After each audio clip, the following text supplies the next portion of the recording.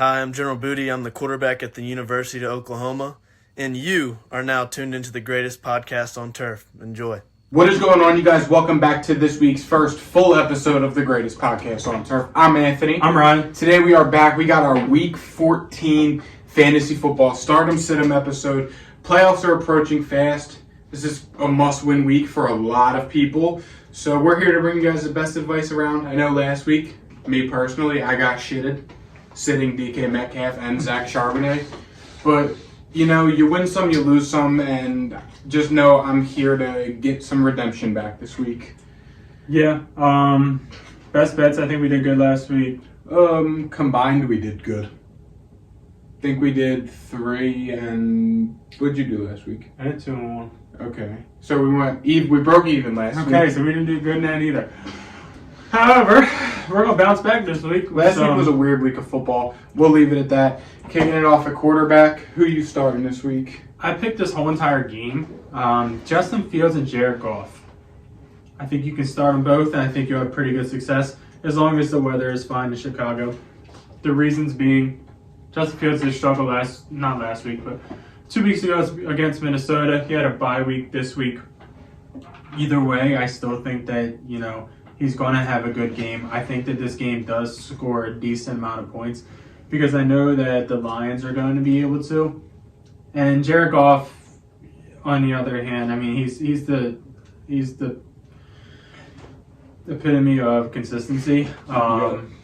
Seems to get 16 points a week, and Chicago's really not that good against the pass, so he should have a pretty big day. And Fields to try to match him in the whole entire game. So, I mean, these guys are honestly luxury starts at this point with how many quarterbacks are hurt. Another one went down last week with Trevor Lawrence. You got Joe Burrow.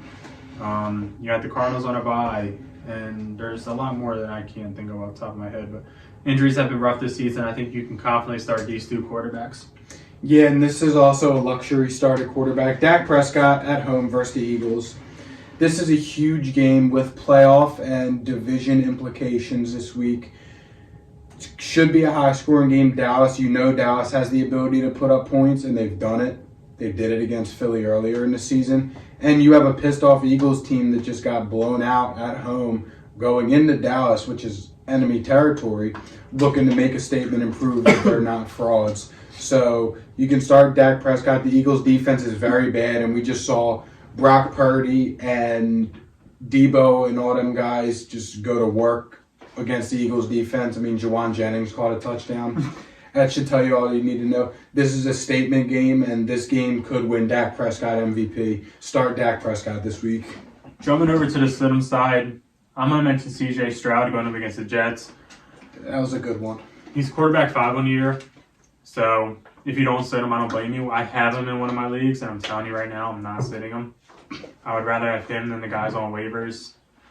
However, daily fantasy, he will not be in any of my lineups. He's been really good this season. Yeah, he has. He's probably got Rookie of the Year locked up. Yup. I don't think there's anybody else in contention. He's an absolute stud, and it's looking like Houston was right in drafting him. Mm-hmm. It's looking like Anthony was right in saying he's better than Bryce Young. I'm still holding on to Ant Rich, but I respect it. I respect that. I'm gonna stay on my island. Go down by my ship. As any good captain would. But playing against the Jets in the rain, how good can you do? Yeah. In theory. I mean, I doubt he hangs up 40 like he did against Tampa. I don't see it happening. So that's why I said to sit on this week. Yeah, and again, this is another guy that, again, I wouldn't blame you if you sat him. I don't have him in fantasy, so I don't have this problem. But I'm thinking you sit Brock Purdy. I mean, you look at it when they played Seattle 2 weeks ago, he scored 11 points because it was a big Christian McCaffrey game, and they didn't do nothing. You're looking at the 49ers playing against a very bad Seattle run defense where Christian McCaffrey can just go out there, score you a couple touchdowns, and Brock Purdy just needs to facilitate the game and you'll win. So that's kind of where I'm at. I just don't want...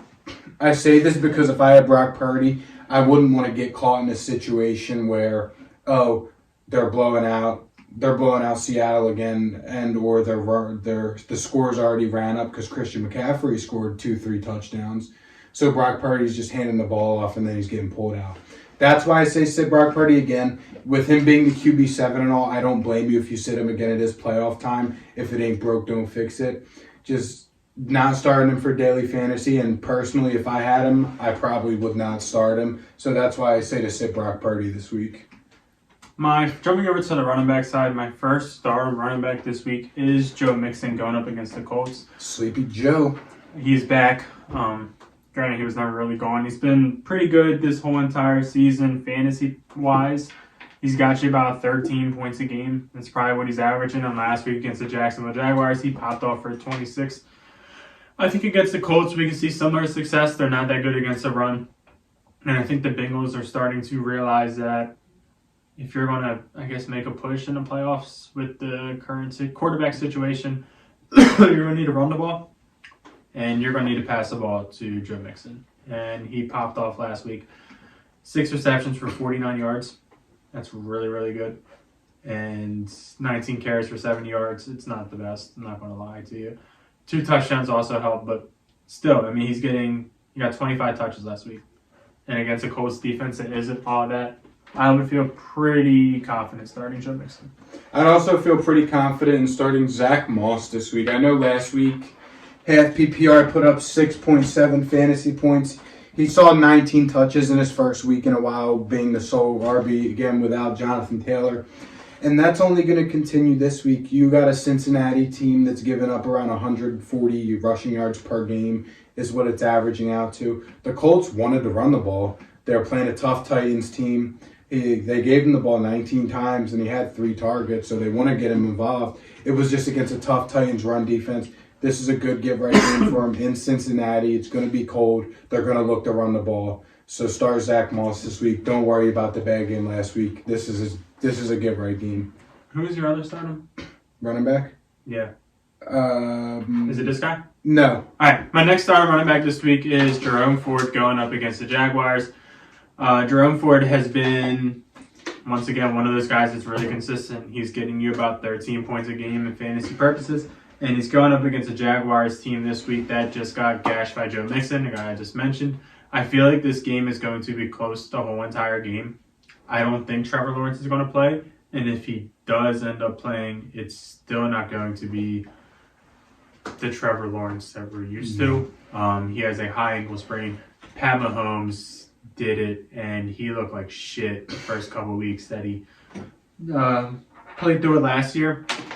And then he got like a little bit better throughout the playoffs and whatever. But Trevor's going to struggle just like anybody would with a high ankle sprain. And that's going to allow the Browns to stay in this game pretty comfortably. Probably even win it. They're favorites, I believe.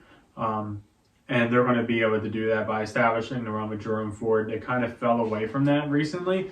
But I think they get back on that after losing to the Rams with Joe Flacco.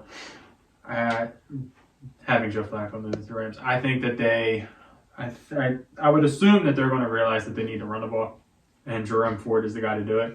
So start him this week against Jacksonville. I feel like it's a safe 11 points, and the upside this week should be high teens, around 20. Yeah, and the next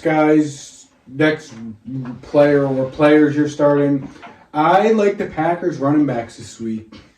Now it's tough because you got A.J. Dillon, who really hasn't done anything spectacular, with Aaron Jones being out majority of this year. And on the other hand, Aaron Jones could be back this week, but you don't know what kind of workload you're going to see. If you're in a deeper league and you have A.J. Dillon as your RB3 for whatever reason because James Conner's on bye,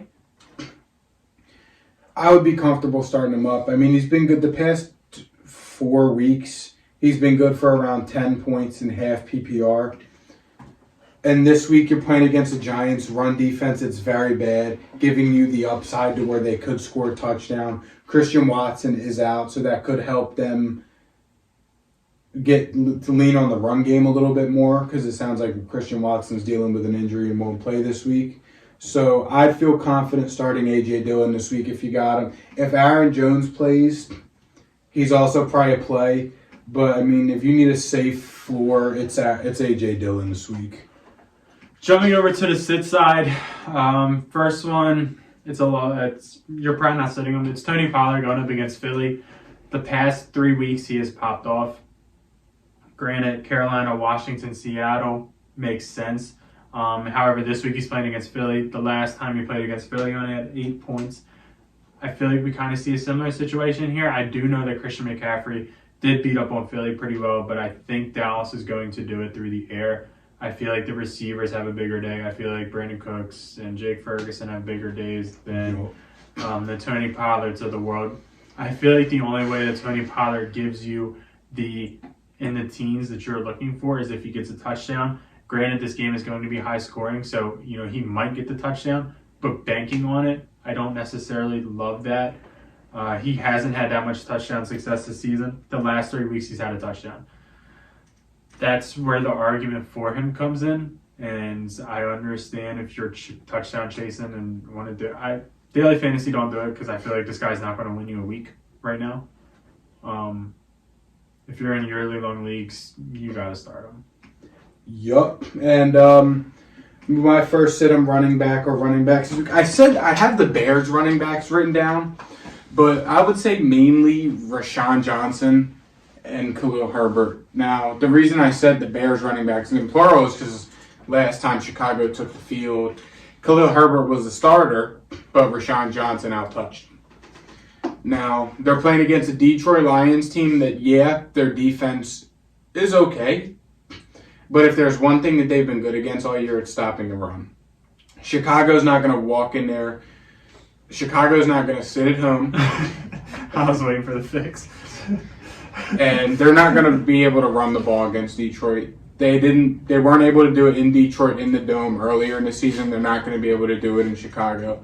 Detroit's going to go into Chicago, put up a lot of points, which means Justin Fields and DJ Moore and Cole Kmet are going to have to put up points. Do not start the Bears running backs this week and bank on them to catch some passes or score a touchdown to win you and get you into your fantasy football playoffs. My next set of running back this week, it's Najee Harris going up against New England. Go ahead, you got it. Actually, no, I'll pivot. He's going to take Najee Harris against New England. And I'm going to take DeAndre Swift against Dallas. I stole his guy. I'm going to fess up. I didn't realize it was the guy. But DeAndre Swift against Dallas, it's kind of for a similar situation that I said about Tony Pollard. Dallas's defense is really good against the run. I don't know what's going on with the Eagles and DeAndre Swift. My theory is the rain. So if I'm right, then I'm going to be wrong here because they're going to give the ball against Dallas in a dome. And I don't even know if the rain makes sense. My theory is they're not giving the ball to DeAndre Swift because it's raining and he has a fumble problem. Mm-hmm. It makes sense in my head. Against Dallas, I feel like they're going to force feed it to A.J. Brown a good chunk after watching what DK did. And I think they're going to continue using that committee for whatever reason that they shouldn't be using. They're going to continue to do that. It's because Kenneth Gainwell, I'm telling you, I said it last week, there's a time in the season where they realized that they got Kenneth Gainwell just sitting there. That's like the Jerick McKinnon effect in Kansas City. Yeah, exactly. Like this is Kenneth Gainwell's going to take over this backfield and ride him in the playoffs hot, and then Boston Scott will come in, and then it'll be in the playoffs. It'll be a committee. Either way, if you're getting less than 50% of the snaps against the Cowboys, I feel like there's no way you have that good of a fantasy day. So go ahead and sit DeAndre Swift and sit this guy. Now, I'll keep it short and sweet. I said sit both the Steelers running backs. It's just as simple as this. They're playing the Patriots tonight. It's going to be... I have a question before you... Yeah? Would you sit Warren if Najee don't play? If Najee doesn't play, yes, I'm still sitting Jaylen Warren. That's why I say both. I mean, you got a New England team that's defense has been hanging on there. They're trying so bad not to tank, and it's just not working. You're looking at a game in Foxborough. Or no, it's in Pittsburgh, I think. It's in Pittsburgh. Got a game in Pittsburgh. It's going to be cold. They're going to try and run the ball. This is going to be a defensive. There's going to be a lot of punts, a couple deep shots. This is not a good game to start a Najee or a Jaylen Warren. The Patriots are good against the run. Steelers O-line has not been that good, and the Steelers offense as a whole just has not been that good. I'm not starting either of the Steelers running backs this week, whether he's healthy or not. I would probably start Warren if Najee don't play. That's fair. Because I think in a PPR type of situation, he's going to get the ball a shit ton. It's a pure volume play. I respect it. And the touchdown probably won't happen, but, he's going to get the ball many times. Jumping to the receiver side of the situation. Make sure you don't steal any of my guys. I have my receivers done. So Okay, cool, perfect. they would not be being sold. Unless you stole mine. Brandon Cooks against Philly. Shit. Brandon Cooks has had a slight emergence the past couple weeks. 28 against the Giants. They just suck. Yeah, Carolina, he didn't do anything. Carolina has a really good pass defense for whatever reason. they do. Washington, he popped off. Seattle, he popped off. And I feel like Philly, he should, because, I mean, we all saw what just happened with the 49ers. Everybody ate. Everybody. Debo had, 3 catches or 4 catches for 100 yards, and they were all close, and he just took them to the crib. And Brandon Ayuk had his day. He didn't do the best, but he had his day. Juwan Jennings made Eli Ricks look silly and ran for a touchdown, and George Kittle had a pretty decent day. So Brandon Cooks starting to emerge as the Cowboys wide receiver 2. Something we've been waiting on since the start of the season, and I feel like he's starting to get comfortable. Dak's starting to play really good, and it's in the dome. And really, at this point, if you have a good receiver that's attached to a good quarterback, you're starting them, because there are so many situations where you got a good receiver that isn't attached to a good quarterback, and it's in a bad situation. You can't start them, right? Like, George Pickens was drafted way before Brandon Cooks, but I'm telling you who I'm starting. Mm-hmm. So that's kind of where we're at. Start Brandon Cooks this week. Start DJ Moore also. A couple weeks ago, he gave Detroit 7 catches for 100 yards and a touchdown. DJ Moore, when Justin Fields plays, is very good. Justin Fields is playing. As long barring any weather, again, should have said it earlier, it's Wednesday, December 6th at 6 o'clock at night. The weather could change. If there's a blizzard, do not start DJ Moore. But if it's nice weather or it's just a little chilly, start DJ Moore. Thank you. My next receiver is Courtland Sutton. Shit. Going up against the Chargers. He's been the epitome of consistency. I've said that 3 times already. And I'm going to see if I can say it again. Word of the night. Yeah. I don't even know what it means. I don't even know how to spell it. Courtland Sutton going against the Chargers. Chargers secondary isn't the best. Chargers defense isn't the best. Granted, they just shut down New England. Just locked them down. Epitome. That's an easy spell. No. It definitely starts with an A. No, you want to bet? No. I would have started with A. Epitome. Definition. A person or thing that is a perfect example of a particular quality or type. Epitome. Damn. I read that would be an A. Nope. At least I was using it right. Chargers defense isn't the best, and Courtland Sutton's been really good. The Broncos have been decent. Granted, their streak was just snapped. Luke. But they're going to get back on track against the Chargers, who aren't good. They're terrible, just like Anthony said. Another thing Anthony was right about. Justin Herbert sucks. Is that it? Yeah, pretty much. The receiving core for Justin Herbert isn't the best either. Fuck Justin Herbert. Start Jake Ferguson this week against Philly. I think you could fire up anybody in this game and it'd be justifiable. I say Jake Ferguson to get a tight end in there. He's been one of Dak's favorite targets. I mean, you look at it, the past 4 games, he's got 16 targets, 1 touchdown. The past 3 games, he's got, I lost my math, whatever I just said. He's got a touchdown and he's getting the yards too. He's Dak's favorite target. Earlier in the season when they played, Dak targeted him 10 times. He caught 7 passes, went for just shy of 100 yards and caught a touchdown. Dallas, again, as Ryan said earlier, they're going to attack the middle of the field. They're going to, I don't care that the Eagles got Shaq Leonard. They're going to attack the middle of the field and expose the Eagles DBs. Fire up everybody on both sides of this game justifiably. I know Ryan said to sit Tony Pollard and Dre Swift, act accordingly, but you can fire up any pass catcher in this game within reason and they'll produce and do good for you. Jumping to the Sim side, I'm just going to get this first one out of the way. It's the Jags receivers. Yep. Calvin Ridley, Christian Kirk, Zay Jones. Probably not Evan Ingram because there's not 10 tight ends worth starting, and he is one of them. It is. It's hard to trust. Calvin Ridley is really inconsistent. Christian Kirk has been consistent, but he is out, unfortunately. Zay Jones hasn't played that much this season. Who's the guy that popped up from the other night? Oh, What's his name? what the heck's his name? I'll tell you in a sec. I know exactly what you're talking Parker about. Washington. Yup, that's who it is. Popped off from the other night. And honestly, they're playing against the Browns. Horrible matchup. And the Browns just got smoked by Matt Stafford and company. I agree. It's still a bad matchup. They got smiggity. And finish one of the week. Chico Quanco. 9 points. Yeah, nice.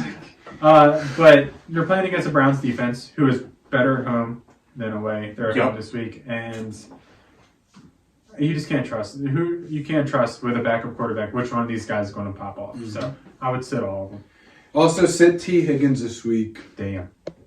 I know. Coming from me, that says a lot. Yeah. But, I mean, I look at it like this. I know it was his first game back from injury without Joe Burrow and all, but catching 3 passes for 36 yards as the team's receiver 2 behind Jamar Chase. I mean, Tyler Boyd did better than him. Irv Smith only caught 1 less pass than T. Higgins did. Jamar definitely did better, and Joe Mixon did better. I mean, Jake Browning, he had a good game, but it seems like he's just going to stick to Jamar, Joe Mixon, and use Tyler Boyd as a safety valve. And it wasn't even a case where T. Higgins didn't play a lot of the snaps. I mean, he played, bless you, 78% of the team snaps, which is pretty normal for T. Higgins. And again, I know he's coming off the injury, but again, it's playoff time. It's a risky start with Jake Browning. You can't.